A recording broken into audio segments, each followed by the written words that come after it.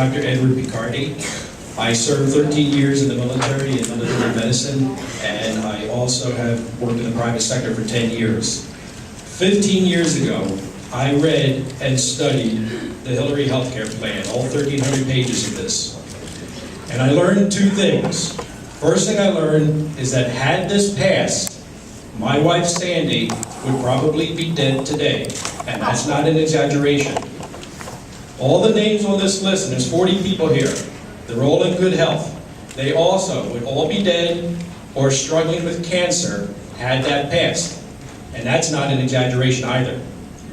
The second thing I learned when I studied this plan is that our senators, Nancy Pelosi, Harry Reid, Chuck Schumer, Tom Daschle, Hillary Clinton, they all went around telling us that we would always have choice of our plans.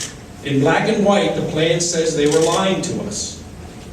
They also were telling us that we can choose our doctor. That's what they were telling us. The plan says if we choose our doctor, the patient could be fined for going out of their plan. That's what's in black and white. What we're seeing today isn't about health care. If they wanted to fix health care, they could do so by simply empowering the patients. What we're seeing today is an attempt to put a value on life, especially for the senior citizens. If this goes through the way they have it now, this is going to be absolutely catastrophic to the senior citizens of this nation. Yeah.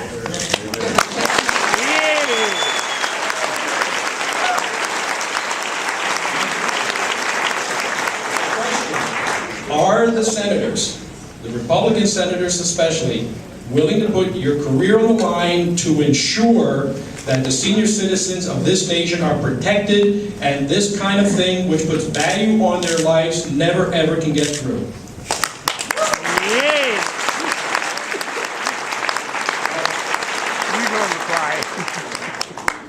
If the proposal ends up being the ones that I talked about earlier, described today, which create the government plan, I, for one, will be opposed and vigorously.